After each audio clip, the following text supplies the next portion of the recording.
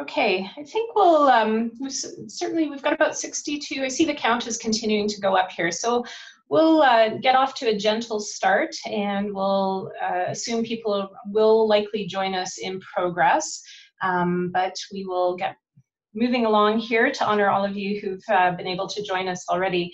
So welcome to our Canadian Shared Security Operations Centre webinar. And I want to thank all of you as participants for making time for us on this Friday afternoon. And also, I do want to just make note and a sincere thanks to our Canary partners for providing us with the environment that we're using today for this Zoom webinar. Thank you to Canary for that. This is the first of 3 Zoom webinars that we're going to be providing for our community. We hope to keep people informed as we move forward with our proof of concept. This is just our first webinar today, and it's an introduction webinar, so you'll see that we've also got some tentative timelines and topics for the other agendas, or the other webinars that we're going to be providing to you, and you can see the agenda for today. So I'm going to ask my colleagues who are joining in on the call today to introduce themselves now. Hi, this is Isaac Straley. I am the Chief Information Security Officer for the University of Toronto, and I'm also the Acting Director of the CANSSOC project. And I'm Bo Weinschneider. I'm the CIO at the University of Toronto and a member of the steering committee for CANSSOC. Great, thank you both, Bo and Isaac. So our format today, as you can see, we're in a Zoom environment, and I just want to point your attention to the bottom of your screen. We are going to be taking questions. We will ask people to provide their questions in the Q&A box that you can see at the bottom. If you click on that, you'll be able to see questions as they come in. We're going to attempt to keep questions to the end, but if we see things that look like they need to be answered in context, we'll take that opportunity as well. You can post them in there, and then some of them I can certainly answer as we move along. Otherwise, we will take them at the end and let everybody hear what the questions are as well as the answers. And I'll work on facilitating that as we move to the end. I think that's it for housekeeping. So I'm going to ask my colleagues to kick us off. Sure, thanks, Gayleen. So this is Bo Weinschneider from the University of Toronto. So I'm going to start by trying to outline a little bit of the challenge that we're facing in higher ed and some of the justification for why we're looking at this project. So we're seeing a huge increase in criminal activity on the internet, and I think it's safe to say this poses challenges for us, both in terms of the sheer volume of some of these unsophisticated threats, as well as the complexity of very sophisticated threats that are funded and supported by organized crime. So that's getting a lot more attention, and a lot more of what we see in the world is well funded and well resourced. In addition to that, we're also seeing cybercrime propagated by nation states, both in terms of generating revenue to fund their activities, as well as capturing IP from our institutions and state secrets from across the country. It's this IP that, along with the open nature of our networks, that I think poses some unique and interesting challenges for higher education. In addition to universities, say the size of University of Toronto or Alberta or UBC, in addition, the universities the size of Toronto or Alberta generate an enormous amount of events and logs. And current pricing models for private sector solutions simply don't scale, or don't seem to scale very well when we talk to them about that. So that's another one of the challenges that we have to face. So as a result, I'd say the scope of the activities towards prevention, detection, and mitigation at all levels, both institutionally and at the national level, continue to increase in both complexity and costs. So if we want to look at hardening the sector, this increase in complexity and costs can only be addressed through a sector-wide, nationally supported approach. And I think that's what we're going to be talking about today. So if we can flip to the next slide, and talk a little bit about the opportunity that we see through the shared SOC. So if we need a sector-wide, nationally supported approach that not only provides support to our sector through access to common and shared services, but also includes incentives to support, and in some cases requires collaboration and information sharing across our sector, as well as, where appropriate, other sectors. And so this is the notion of linking into some of the resources that the Government of Canada has. There are a number of things that we can deliver through a shared SOC, and I'm going to highlight a few of them here, and maybe we can drill into those as we go through this. We've had lots of discussions around this, and we certainly feel that together or collectively we can see a lot more of what's happening to our environments if we work together. And this is where machine learning and AI really comes in. If we combine the event data across the sector, there's likely going to be patterns and threats that we can't see if we were to stay as individual institutions looking only at our own data. And this is kind of interesting and kind of exciting, and something that we're seeing in the private sector, but across other verticals than higher ed. So that's one thing that we think SharedSoc can deliver on. The other thing is the challenge that we face around talent attraction and retention. So we're all struggling with finding people to work in this area.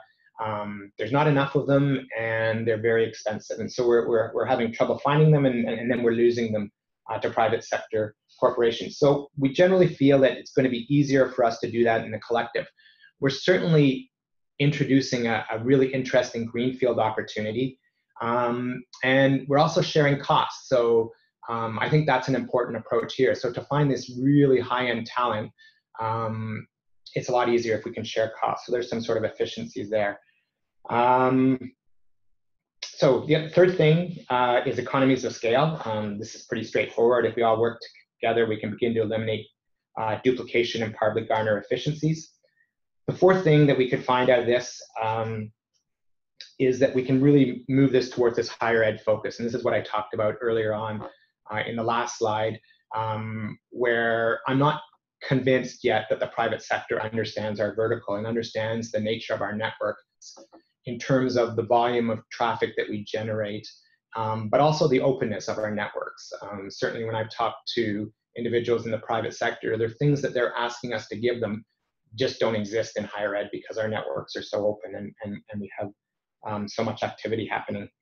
I also think that the research IP makes us a little bit different, right? So there certainly are other sectors that have the IP that we generate, but combined with the other things, I think there's some uniqueness in this vertical. And then the final thing that I just want to say around the opportunity is this notion of creating a global profile. And I really do believe that to tackle some of these things, especially since we're talking about organized crime coming from countries all over the world, and we're talking about nation states, we have to think beyond our national borders. And I think there's an opportunity here for Canada and the Canadian higher ed sector to take a leadership role and produce something a little bit different and unique. So if we switch to the next slide, I'll talk a little bit about the partnership. So what we listed here is the 6 Canadian universities, so the University of British Columbia, Alberta, McMaster, McGill University, Ryerson, and the University of Toronto. And we're working in partnership with the National Research and Education Network. So Gillian already mentioned Canary, who's helping facilitate this for us, but also working with the provincial NRENs like Sabera, Orion, RISC, and BCNet. So those are the provincial ones associated with the 6 universities that you see in the left-hand column. Question comes up frequently when I talk to people is, why is it these 6 universities? And it's a very good question, and it's one that we're trying to articulate. I'd say this has come out of a lot of different discussions that we've had across the country over the last few years. The notion of creating a shared SOC has been discussed in a number of different communities, and in some places it's moved forward quite a bit. In other areas it hasn't moved forward so much. But last year there was a meeting of the U15. I'm going to call them the chief business officers. So your chief administrative officers, or whatever you call them at your institution. They had a gathering here in Toronto, and they had a presentation from Brad Wheeler, the CIO at Indiana.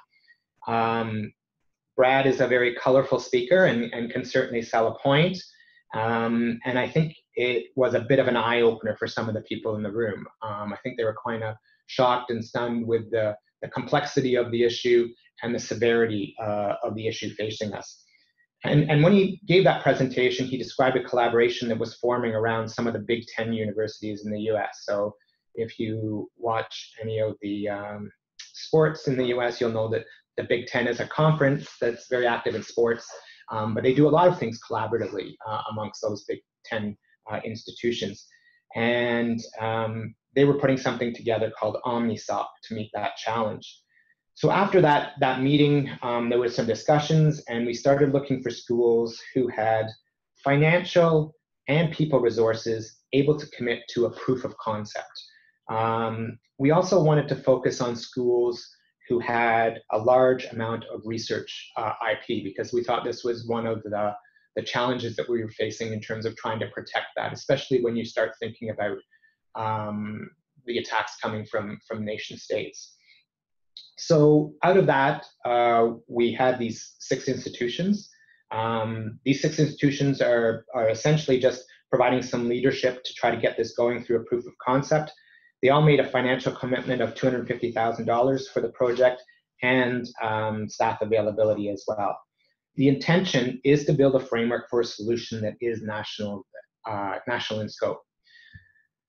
At the same time that we brought those 6 institutions together, we also felt that it was really important to include our partners who ran the research and educational networks within the respective provinces. They were doing some very interesting things. They were having discussions with us on the side before this, and they oversee the networks that a lot of our traffic travels across. Not all of our traffic, but a big chunk of it. Canary also had done some work with the universities on the JSP, which is the Joint Security Project, and I'll talk about that a little bit later in the presentation. And they had also been in discussions with ISED, talking about how, given the activity of nation states, this was really a national issue. In a sense, we'd always protected our borders at the national level through land, sea, and air, and cyber really just is emerging as a 4th front and really has to be thought of from the national perspective. And I think when you look at it that way, I think that speaks volumes to the magnitude of the problem that we're facing. We've had lots of interest expressed to join the POC, and this is why we're having this webinar today, and we've got 2 more coming up, at least 2 more coming up before the end of the project. When we talked to people about joining the POC, we pushed back a little bit and sort of said, well, we wanted to manage the scope of the proof of concept, right? Too many partners around the table would make it very challenging. We wanted to be agile, get something done in a fairly short time period, which was targeted around 18 months and finishing sort of at the end of December. And as we said, or as I said earlier, it's loosely modeled after the OmniSOC project at the Big Ten. And when they started that out, they really only invited 2 or 3 institutions out of the Big Ten. They talked to all 10 of them, brought 2 or 3 to the table, began working through some of the initial proof of concept, getting some of the legal agreements in place, which are challenging and something that we've started working on here and gotten in place, at least for the proof of concept. But they wanted to keep it small and manageable, and they're adding 1 or 2 institutions every few months now. And bringing it up to speed. Now they're starting to talk to institutions beyond the Big Ten. I think it's also important to note that early on we had discussions with them about what they were doing, and one of the conversations that I had one day was with a former CIO from Canada who's working in one of the Big Ten universities was, well, can we come and join that? And it was just too difficult to work across the international boundaries at the basic level of what a shared SOC is. But we're certainly building strong partnerships, and I think probably Isaac or myself will talk about that in the next little while. So the next slide we're going to talk about is the outcomes.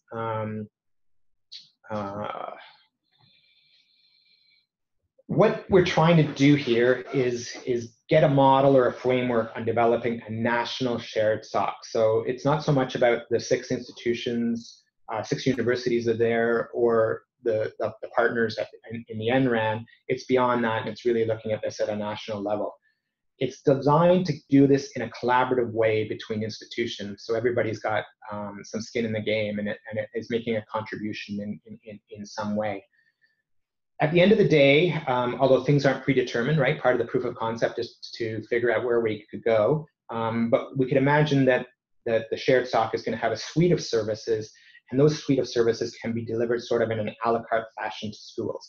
Every school is going to be different. Every school is resourced differently at different levels of maturity, and they're going to want to, I think, consume services from the SOC in a different way.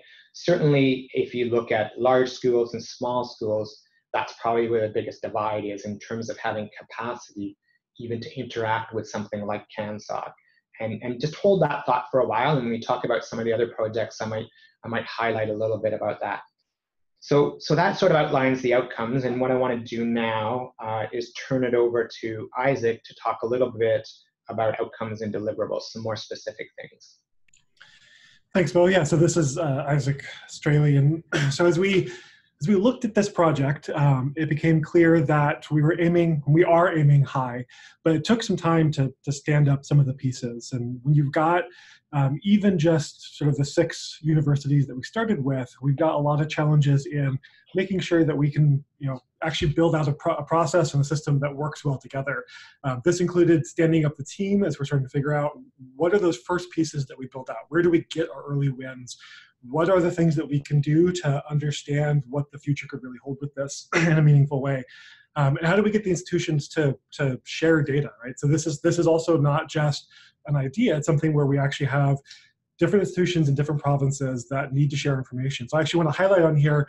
So this is one of the timelines we're going to look at. On the bottom left-hand side, you can see sort of a light list of some of the accomplishments, or a high-level list of some of the accomplishments. And the data transfer agreement was a pretty big one. It took some time to talk to each of the institutions, especially because the security folks and the IT folks and the CIOs came to the table, but we had to get the rest of the institutions on board. This is not just an IT initiative. And so we spent some time standing up the project and also getting these data transfer agreements and the other agreements we needed to do to actually be able to facilitate the transfer of information.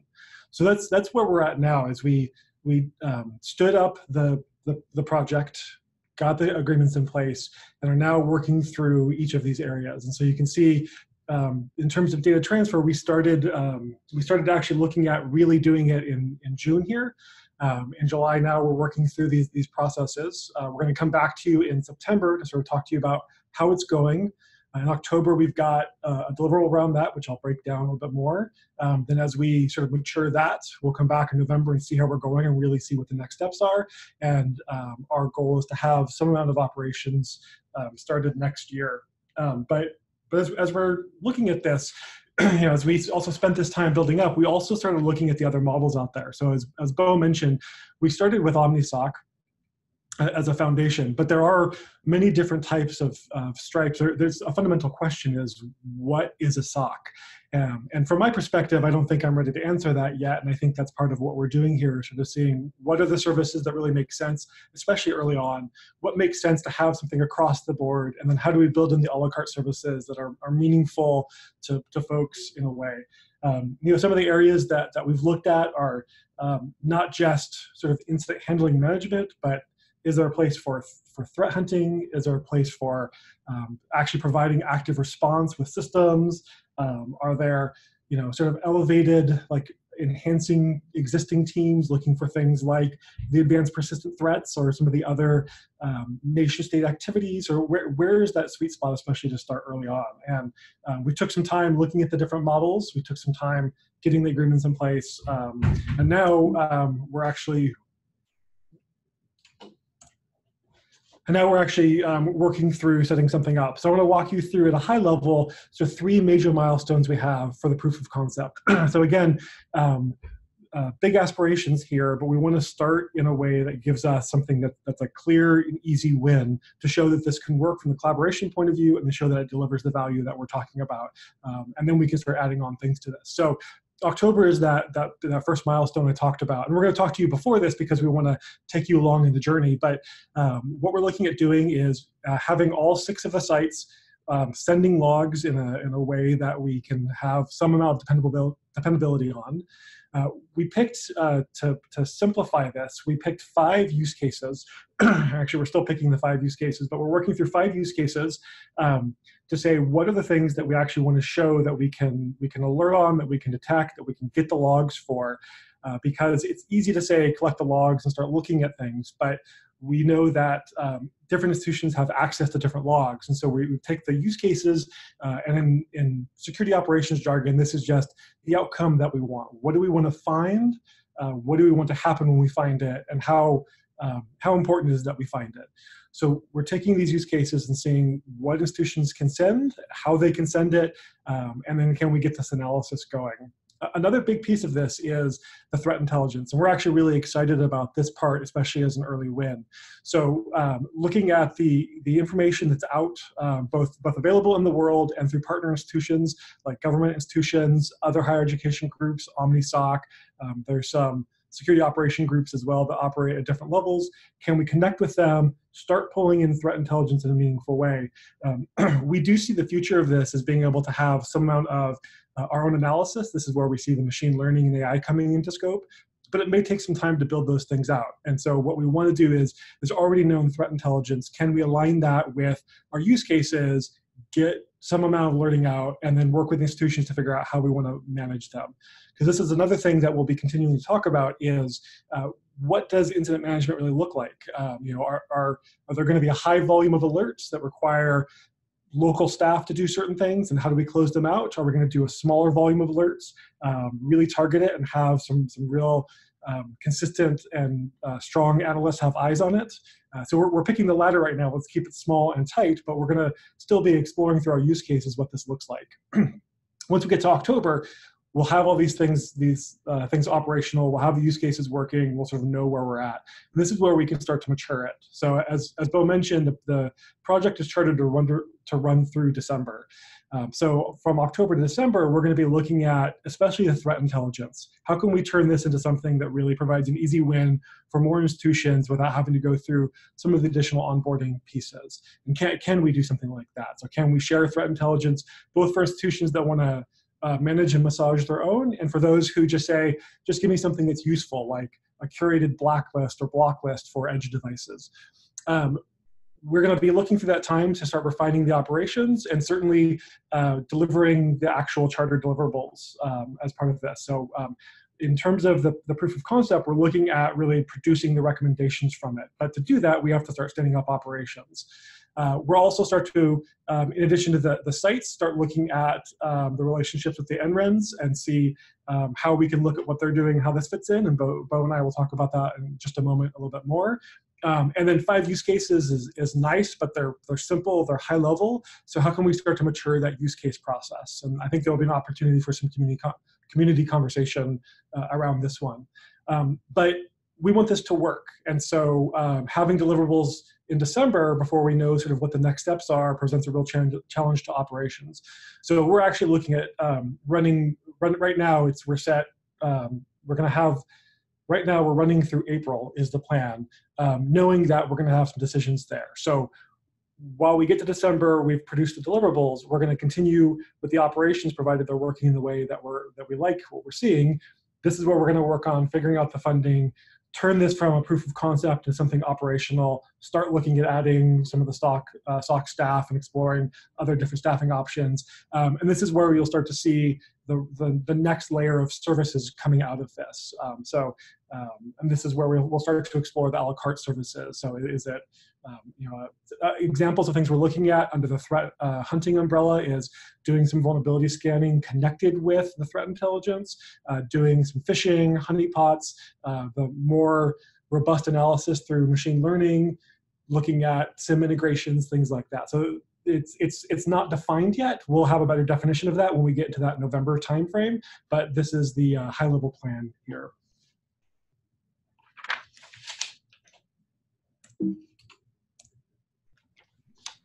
Okay, so thanks, Isaac. And there are some interesting questions that are coming up on the Q&A, so I encourage you to go in there. Galen is either answering or asking people to hold on, so I'll just direct Isaac to maybe look at a couple of the questions that have come up there that we will answer after we're done a couple more slides.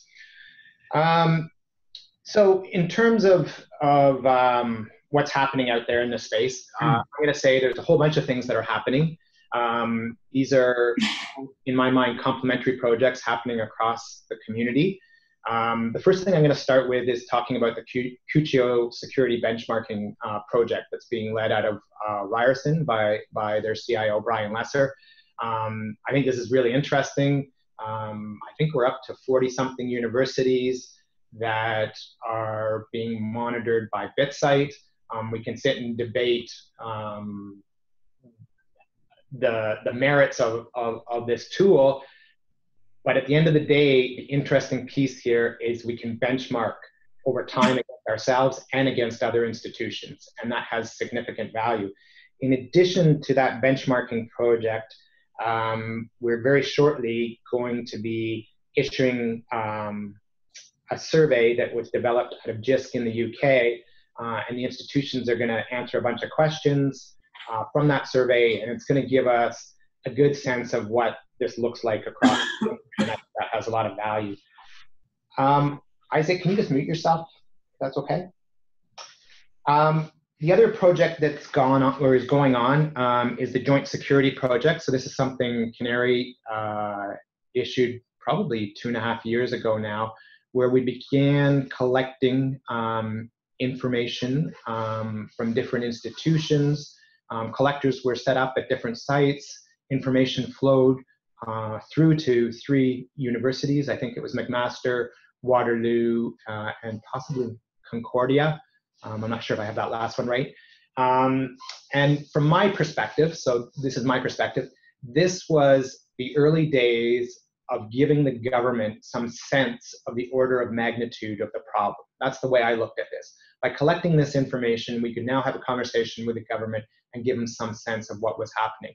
I think this also came out of the breach that happened at the NRC, when they were very concerned about the IP at the NRC, and they began asking, well, what's happening at the universities? You've got a lot of IP out there. What does it look like? And I think this went a long way to helping answer that question.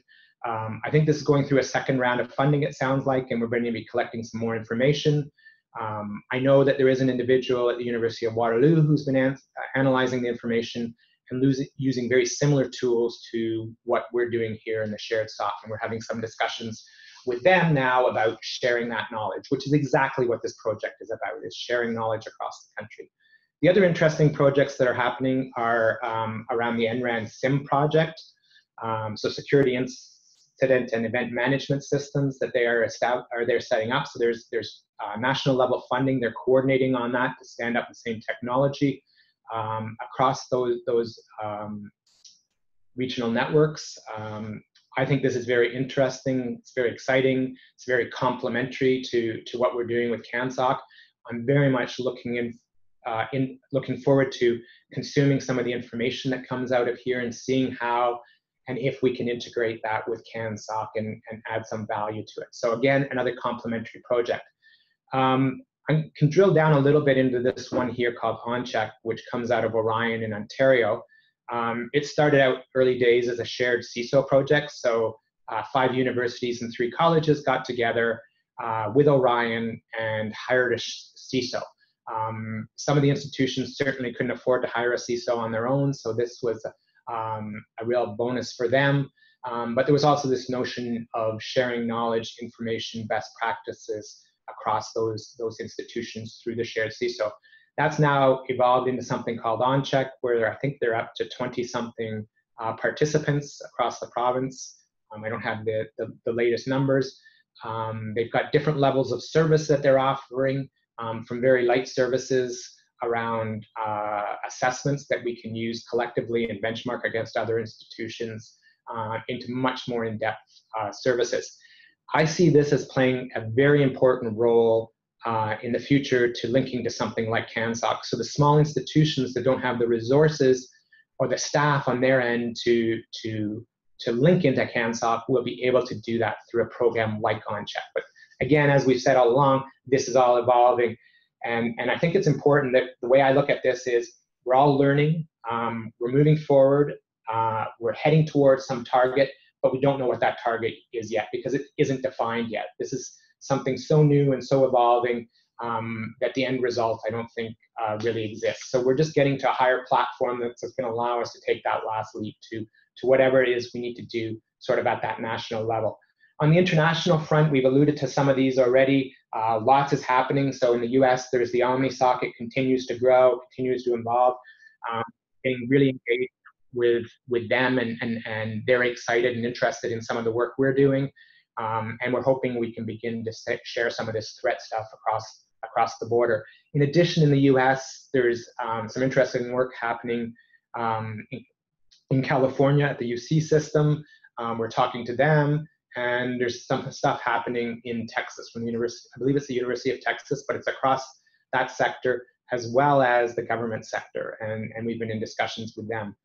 Going further afield, the regional networks, or the NREN equivalents in Australia is ARNet, although I probably said that incorrectly, and some of the people from the NREN are going to correct me afterwards.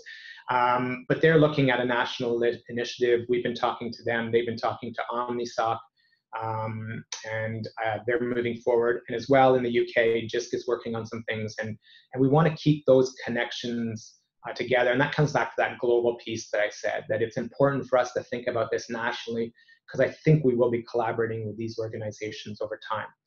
So I'm going to pass it on to Gayleen to sort of wrap up, and then we can go to questions.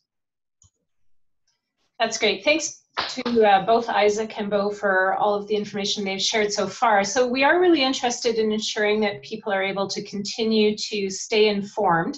And we have a CANSSOC website where we have been posting information. We're just going to flip over to that so we can give you an example of what that looks like and where you can find that. That's the CANSSOC.ca. And that website has, here we go, a number of presentations that we've already given. As we provide presentations, we're posting them here. So this presentation today, we already had one question from someone wondering if we could share that. We are very happy to do that. We'll post the webinar presentation up on this site. So this, you can see all of the communications we've been doing. It is really important for us that we're continuing to keep the community as a whole informed about this proof of concept as we move along. And now we'll flip over just to the main homepage, and thanks to Isaac who's doing all the navigating there. And maybe what we can do, and then this is the homepage here. So you can see that there's a few different areas that you can explore when you come to CANSSOC.ca. And now I'm going to suggest that we move over to our questions, and I'm going to we have a couple that came in while Isaac and Bo were speaking, so I'm just going to go back and review some of those. We're going to flip ourselves into view. Hugh Burley actually has a question that's up right now, so maybe while his question is still outstanding, I can ask either Bo or Isaac to take that, and then we can flip over to some of the questions we've already answered just to reflect on those before we open up for some of the other questions. So either Bo or Isaac, if you'd like to respond to Hugh, please. Sure, I can jump in. Thanks, Hugh. I guess my quick response to you is patience. I think probably Isaac could elaborate a little bit more on this, but I would think that that would probably be in that January to April timeframe that we might look at that. The first thing we want to do is see what the Shared Sim project is doing and try to ingest some of that information, and then I think we would move to this.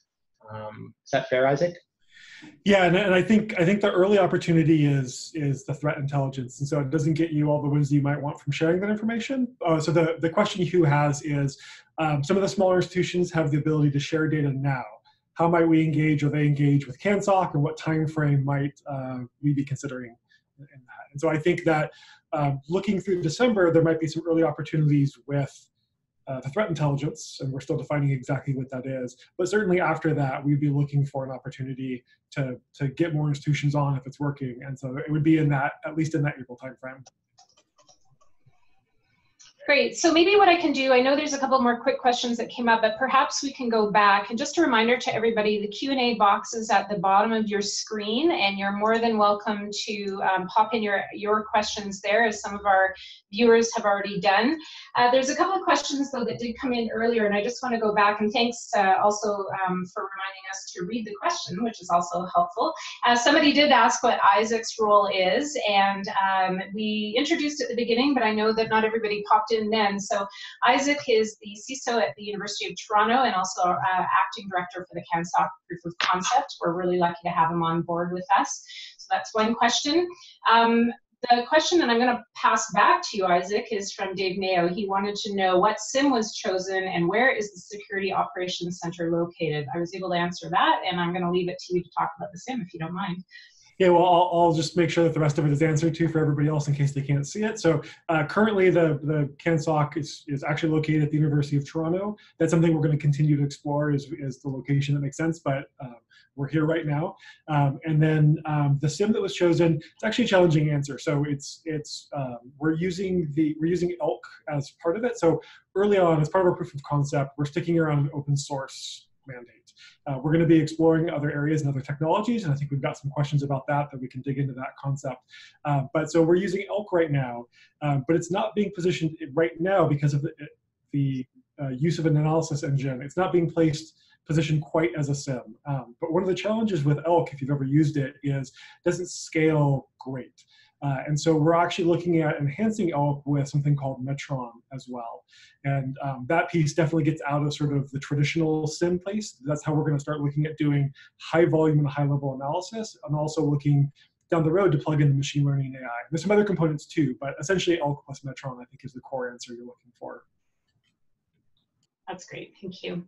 The next question, maybe you can go ahead and read this one from Curtis Isaac, if you're able to see it, and then obviously go ahead and respond too. Thank you. Yeah, so the question is, there seems to be a significant overlap with some of the big vendors like Cisco who provide tools like this. An example of Cisco is Umbrella, AMP, ThreatGrid, etc. Where much of this is done live in the environment. Is there any interest in partnering with institutions like this? And I think the easy answer is yes, but we want to get our hands around what we can do, especially with open source technologies and shared technologies. The other piece, though, is that, like Bo said early on, we're concerned that there's not a match for all the higher education and higher ed situations. So while we'll explore some of these technologies, a lot of them are already being used in institutions. And so if we can aggregate some of that information, instead get trained sort of eyes on glass or people looking at the analysis, I think we can create a better hybrid model, leveraging investments people have already made as well too. And then we can look at the global SOC if it makes sense and where it makes sense to partner in that way. Perfect. Okay, and we've already answered Hugh's question, so thank you. And you repeated that. So we'll go back over to the open questions now. There's a number of them there. And I'm going to leave it to you, Bo and or Isaac, if there's one or two of these that you want to pick up and respond to, both reading the question as well as providing the answer, please. So Alex, do you want to start maybe with Alex's question on partnering with cloud providers and how we're currently doing that or not doing that? Yeah, sure. So we're starting on-prem largely just to keep it controlled. And part of it is, especially when we're working across provinces, the cloud issue and data sovereignty is an issue, and so we want to make sure we've appropriately worked through those. And some of it is also just building out that skill set and knowledge as well too. My personal take is I see cloud partnership as an important part about this. If we need to grow, scale, and be flexible, that to me is a part of it, but I don't want to make that presumption. We want to actually test it out. So we're working on site to build things out, seeing how they scale, seeing what the cost looks like, and then we're starting to look at where we can do some testing in cloud services, but we want to do it light to start so we make sure we get it right. That's great, thank you. Okay. The next question was from Rob Millman. Question is, was there any discussion about compliance requirements like PCI and the service provider aspect of sharing a SOC? Also a very good question. We haven't gone down that road yet. So there definitely needs to be, as it gets operational, we need to treat the SOC like a service provider, whether you're doing it in the PCI context or not. So anybody who uses it, even though it may not be a managed service, that's one of the discussions, is how much of a managed service is it versus some other entity. But either way, it's going to be a service provider. So we'll need to, as we go through this, produce documentation to show the security and assurance that we have, and we'll need to do it in a way that aligns with regulatory compliance. We still, because we don't have firm answers of the exact services a SOC will provide, I can't say right now where it fits with PCI, but the long-term goal needs to be in a way that it's positioned in a way that it can help the people who need that. Okay, that's great. Now, if you don't mind, we've got somebody who did use the chat to ask a question, so I'm just going to move that one in queue and remind everybody that we're going to follow the Q&A box down below if that's possible for everyone. The question that came up was from Anna, and I got to go back here and see if I can find it here. I think she wanted to understand how the SOC would be staffed. Sounds like the idea is that everyone uses the same SIM, and SOC is based on monitoring SIM alerts. Is that correct? It sounds like there's two questions in there. So on the SIM question, the answer is probably no. So we've built the SIM on, or at least the SIM technology that we're using on our end, but there has to be an amount of flexibility and adaptability for institutions. When we were doing this exploration, the OmniSOC model is the institutions bring their own entirely. That works for some of us, but not for all of us. One of the other US higher education operation centers we looked at, they rolled entirely their own stack. That provides a lot of easy wins because you can deploy that, it's consistent, it's sort of easier to manage, but I don't think it addresses the complexity that we have. So on the everybody uses the same SIM, I don't think that's where we want to go. It is something we're obviously exploring, but it doesn't seem to match our objectives. On the staffing side, I didn't get a clear sense of the question, but I do want to say that we are looking at providing some amount of SOC analysts who can actually supplement, right? Is this going to be sort of a tier 1 operation? I don't know, not early on, but certainly an amount of shared services so that you can have analysts who are experienced with this, especially the more advanced threats. That seems to be the early win for sure.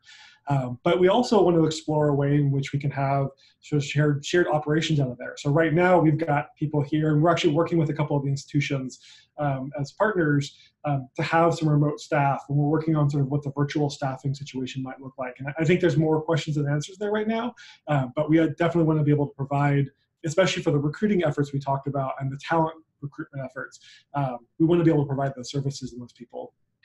Yeah, and maybe I could just elaborate on that. I think that whole notion of virtualizing the staff is a really appealing concept and part of the partnership approach to this. There's benefits from the recruitment and retention side, right? So imagine if we have the right person sitting out on the west coast of the province, and why do we move them to the center of, the west coast of the country, and why do we move them to the center of the country if they could work remotely? And if we want to follow the sun sort of approach, where we want to have longer availability, if we got to move to 24/7, eyes on glass, or whatever it is that we're going to, I think there's a whole bunch of opportunities by partnering across a country so large as Canada.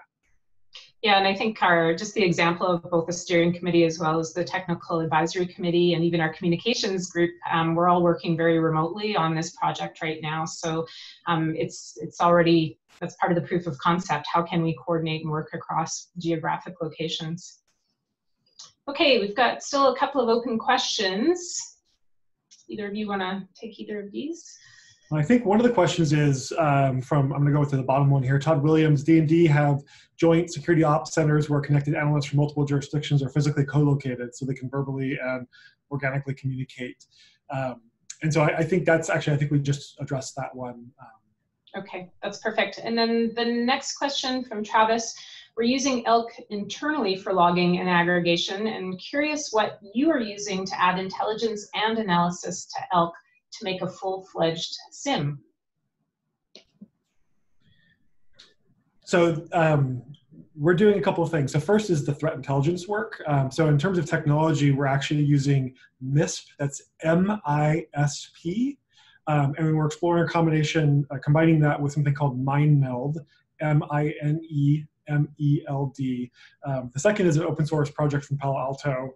The first is an open source threat intelligence sharing platform. So for part of it for ELK is making sure that we get really strong threat intelligence. That's a really important part of it, especially if we're not using commercial rule sets and some of those commercial engagement pieces. And we think for higher education, this is a really big win because while there are threats that are sort of universal to the world, there are some things that are they're very particular to higher education, especially when you consider that you might have multiple universities involved in attack, I like to call them low and slow. And so by being able to collect the threat intelligence that's already out there and enrich the data with it, that's a big early win, but it's kind of also a simplistic view. So I also mentioned Metron is another tool we're using. It's M-E-T-R-O-N, Metron. It's a fork and growth out. Actually, I shouldn't say it's a fork. It was originally OpenSOC and it became an Apache project. There's lots of components under Metron because in fact it uses some big data components and Hadoop, which has its own stack. So there's a lot of pieces to that stack that I couldn't easily break down right now, but that's what we're looking at in terms of the analysis side. Okay, great, Isaac. That's the end of the questions that we've received so far. I'm just going to check our chat just in case anything's in there. Oh, and we've got another question that's just come up.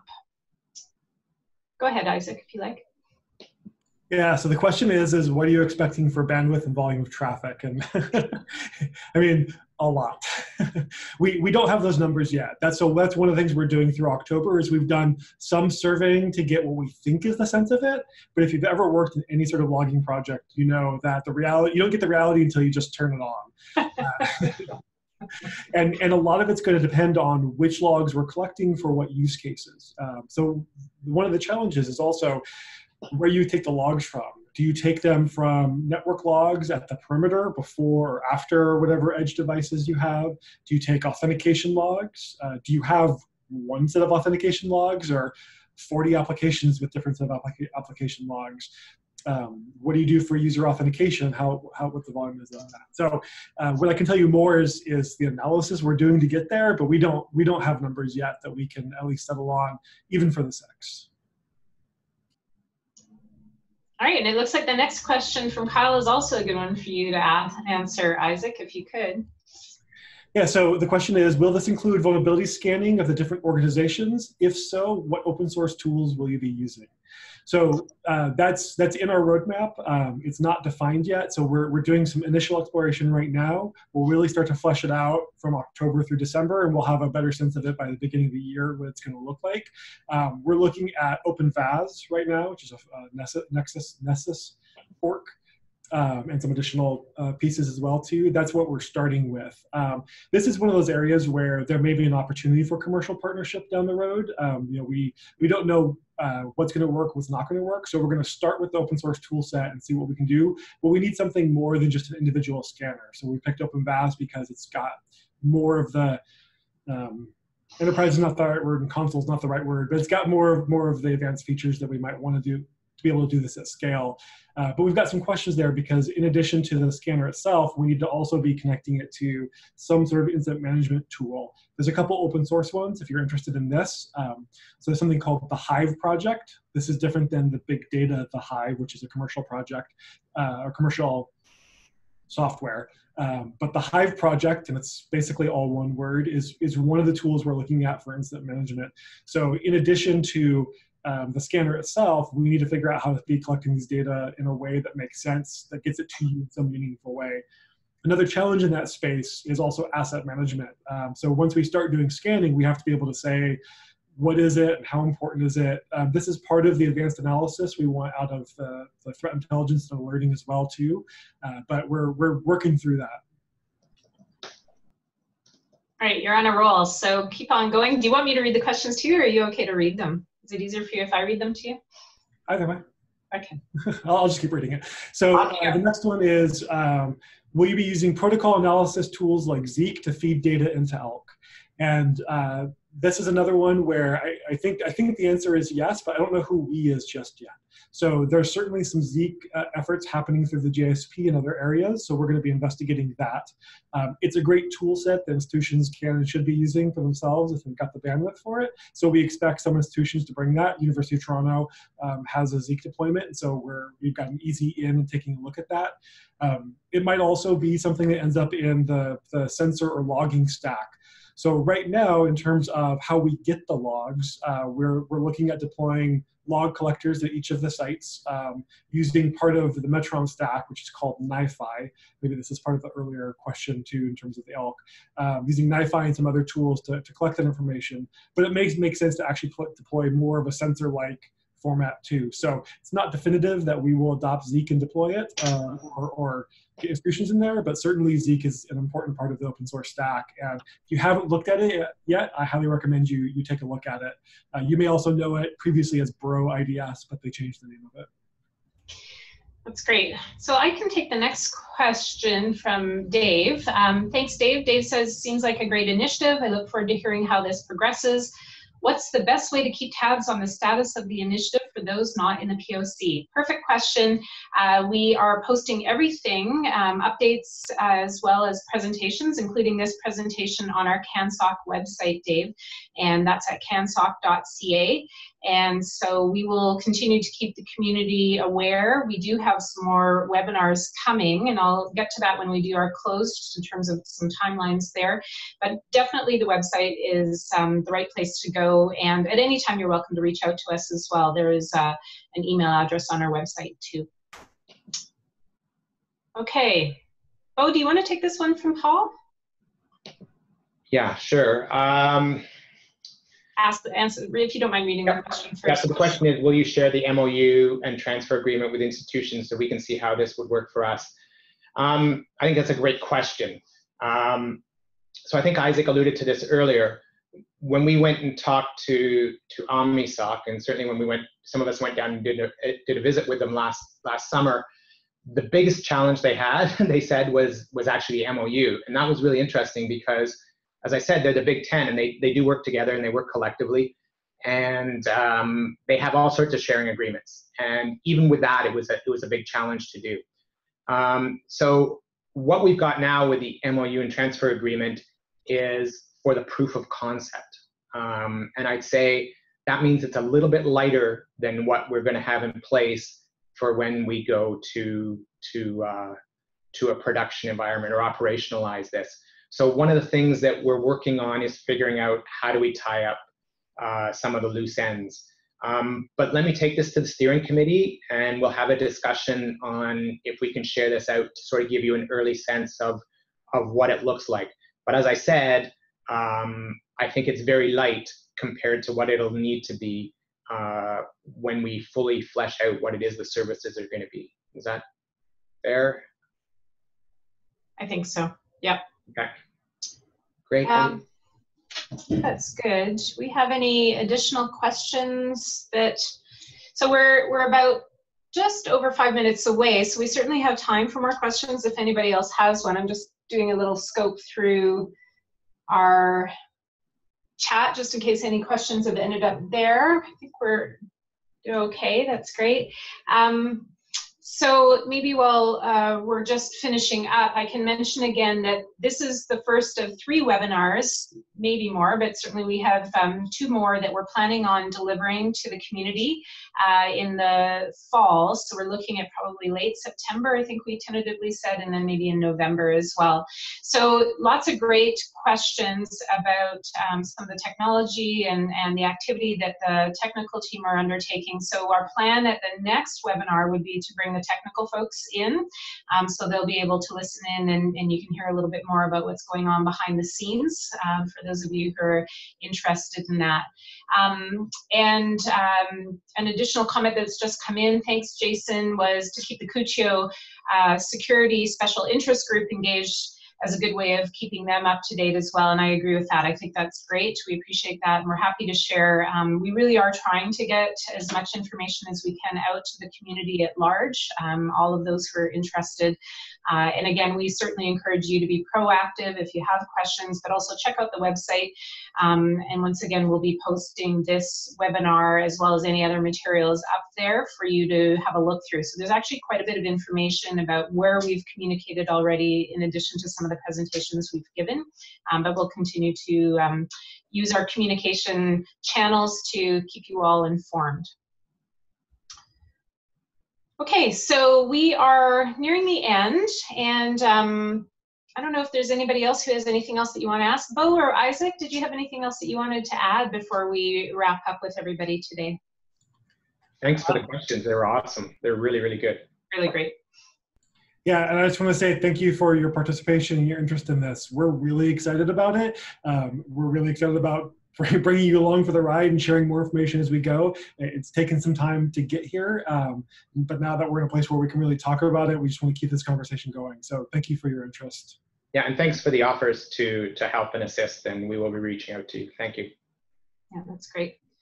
Super. Okay, everybody. Thanks for taking time on a Friday and for sharing your afternoon for a weekend with us. We're wishing you a good summer. And again, stay in tune on the website, cansoc.ca. Oh, how will we, sorry, one more question. Rena's asking, how will we know the dates for the next meeting? We haven't set those firmly yet. We will use the same channels that we used this time to keep people informed as to when, and we'll give you advance notice.